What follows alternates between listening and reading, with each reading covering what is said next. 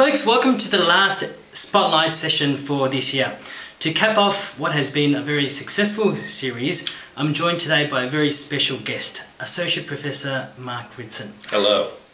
In addition to teaching the ever-popular brand management at MBS, Mark is also an award-winning columnist, a consultant to some of the world's biggest brands, including Baxter, Lowe, McKinsey, Adidas, and many, many more. It's pronounced Loewe, but please carry on. Thank you, Mark. Welcome to Spotlight. It's my pleasure to be here.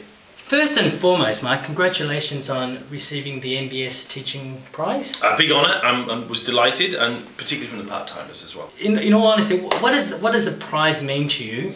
And is there a secret element? I mean, you have an amazing ability to connect with many students at MBS, obviously, from what we've seen. I mean, is there a secret ingredient that? No, I don't think so. I mean, Professor, it's an interesting challenge, because I think you have to get your priorities right or wrong, as the case may be. And actually, the first part of teaching is, I think, to accept that it is a very important part of the job. And there are, alas, many professors, not at Melbourne Business School, I hasten to add, but at other business schools that deem teaching to be really a nuisance and not an essential part of the job. And I think that's the first thing, is, do you really think it's important? And then I think the second part to it is everyone starts out as a bad teacher. And it's a deep dishonour, I think, to good teachers to say to them, but you're naturally a good teacher. Everyone is naturally a bad teacher. And they begin, as we all did, out of grad school teaching MBAs who are the same ages as, if not older, very poorly. And then we got bad ratings. And then you face a question, which is, am I going to invest time and effort to improve, or am I going to blame the students for my bad ratings and say, well, they don't appreciate how good I am and my discipline is too hard for them and all that other bullshit. So I think the second stage is accepting that that you really are serving the students. Now, it's a university, so you are customers in one sense and you're students in another. But our job is to give you a course which is relevant and which is simple, and it shouldn't be complex, because professors are meant to make complicated things simple. So I think that would be mainly it. I think it's working hard for your students and making sure that you think it's an important part of the job, which of course it is. Indeed. Now, those of us who are connected with you on LinkedIn and Twitter see you pop up all over the world, in Hong Kong and Madrid, and in LA and Vegas and in New York. In Vegas, indeed, yes. Indeed. What have you been up to? Well, lots of things. So I spend, this year's going to be another record year for me. So this year I will have spent 35 days asleep in the sky by the time we get to the end of the year. So rack up those frequent flights. Indeed. After my own beloved bedroom, it is my second most common abode is in the Qantas first class or business class bed. So yeah, I do a lot of traveling. I mean, Australia is our home and we love it very much, but there aren't that many big brands in Australia, not ones that want to work with me anyway. So, I mean, I have 4 or 5 big clients and they're all based outside of Australia. So, and most of them are a long way from Australia.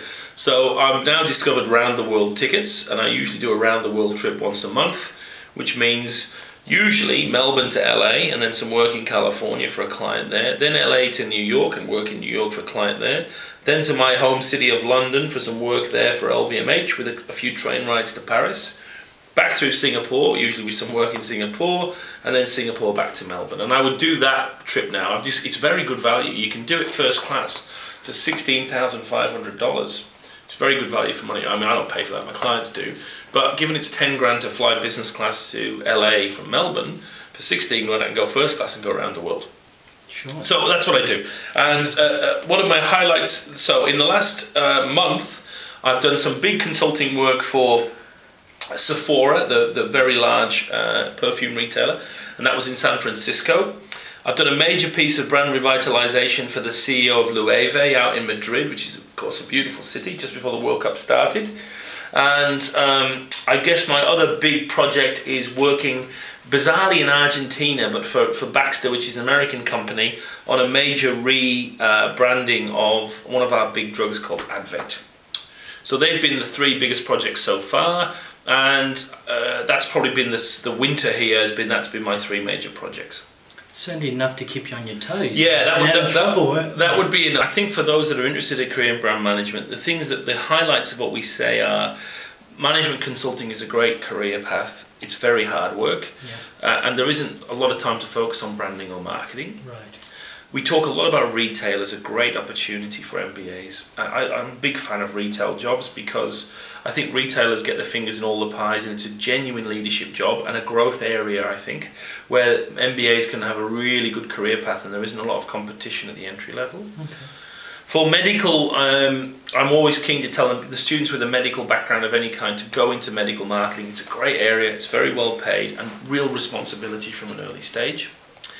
And then finally, with consumer goods brand management, we talk a lot about the key companies from P&G to Unilever to Kraft, who are gradually recruiting more and more people in Australia, and where you are in a classic brand manager role from the beginning. So, I mean, we go through many of the different options. I guess the other advice is don't be in such a hurry to be a brand consultant. It all sounds very sexy and everything, but do some brand management first, and you'll find that you get paid more to be a brand manager rather than a brand consultant, for starters. And the joy of the job, which unfortunately I completely proved to be the opposite of, is the joy of the job is you belong to one brand and it's your brand. And I think management consulting is a great career, and look, brand consulting is a great career, but too many of our MBAs or Masters of Marketing students are keen to do that role. I would say don't be in a hurry to be a consultant. Try being a brand manager first. You know, it's a great job. Getting the basics right first. And look, in some cases, the basics end up being more better paid and more responsibility. I mean, you know, a brand consultant operates at, in my opinion, often a much lower level than the brand manager for many of the brands in Australia. So it's not the same as management consulting. You know. Interesting. Now we've got a couple of questions from viewers who've sent loyal in viewers. Very good. Questions that they've been dying to ask you. But is this an anonymous question? Yes, I thought so. Yes, thank you very much for your anonymous questions. Yeah, okay. Mark, I've really enjoyed some of the marketing subjects at MBS, and your brand management class blew me away. Good. But how do I know if I can be a good brand manager? That's a very good question. Look, I think it's a tricky question, and I think it's hard even for professors to assess whether a student can do it or not. And although it's not a very good answer, the only way to find out is to suck it and see. You know, I think there are certain traits that a brand manager has. They're good on numbers. They can manage multiple balls at the same time. Good appreciation for research and a strong strategic thought process. And let's not forget, an ability to usually motivate and work with the sales force and with the other management teams around you to get them to do what you want. With that said, though, it's not that easy to predict if you can do it or not. But I think if you go through the course with me and you enjoy the case studies and they seem to fall into place, and for many people they enjoy the class, but at the end of it they'll often say to you, look, I don't really see the logic in much of this. It seems an art, not a science, you know. It's a fair comment to say, but it's probably that they don't really see the structure of brand management. But what would be the 3 pieces of advice you would give to aspiring brand managers, Mark? I think first you've got to pick your brand carefully. So no matter how good a manager you are, pick a brand that has lots of potential, lots of residual brand equity.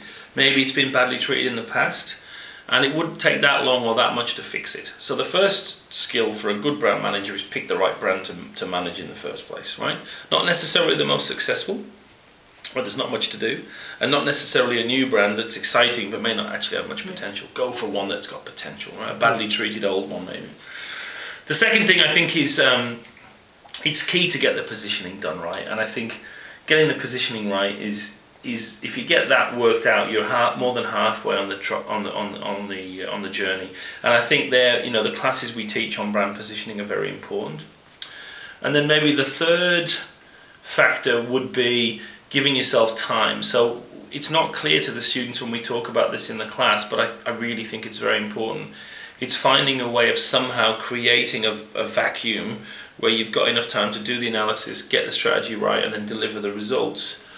You know, you can change the rhythm of expectation, I think is the point. Yeah? So the rhythm of expectation is usually when a junior brand manager begins is, right, tell me the answer. And how you stop that process and then stretch it out so you're given enough time. You know, in the exam I set at the end of each course, we normally choose a brand and you get given a year or 2 years to execute your strategy. in the real world, you have to first create that expectation that it will take Sure. 2 years. And I think that's something that many brand managers have to learn. And how you do it depends on the organisation. You start early, you start in the winter. I mean, in Australia, you should start the job in December, because by December the 10th, everyone's gone on holiday.